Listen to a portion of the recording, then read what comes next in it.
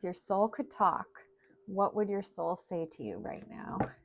If your higher being, your intuition, wasn't going to get muffled out with the noise of you being human right now, it wasn't going to get drowned out with a little bit of that fear, a little bit of that anxiety, what would you honestly talk to yourself about today? We're going to do that reading. Hey everyone, I'm Molly. I've been a practicing psychic since 4th grade. I actually want you to heal. So let's do this, my friends. Let's do this, my friends. And it's funny too, because as soon as I tap into this energy, I do have that anxiety of worry in my stomach. I have that anxiety of worry in my stomach. I have pressure on my head. I don't think you're drinking enough water. I think you're having a hard time listening to your body right now. And especially too, it just feels like this energy of like moving more towards that energy of spring, wanting to go out there and do new things, be around new people.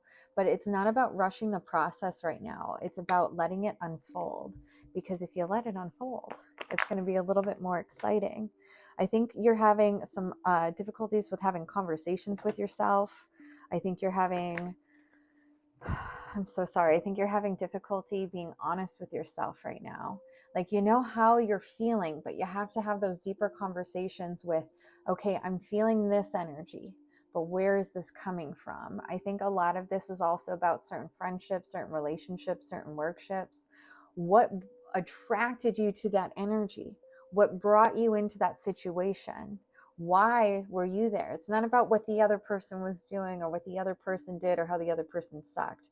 Because if they sucked, I hate to say it, but you suck too, because we're 50-50 of these equations that we end up in right now. You know, it's almost like you're trying to make it work in situations that really, truly are not in your best interest. It's the fear of detachment. It's the fear of becoming untethered, untethering from other people's energy, untethering from other situation. There's a lot of this anxiety. It's like, well, if it doesn't work out with this friend or this partner or this workship, there's not going to be any other options. My friend, there are so many options. If this situation is kind of sucky, imagine the situation that comes after you decide you no longer want the sucky relationship. If you decide you don't want the suck anymore, that's when you end up with something that's a little bit more light, a little bit more beautiful. But you have to understand what attracted you to the suck in the first place. It's not all on that person. The blame isn't all on this situation. It's not because they won't do this or they won't pay you more, they won't do this. There's more at play here. If you've outgrown something, then freak yeah, you've outgrown it.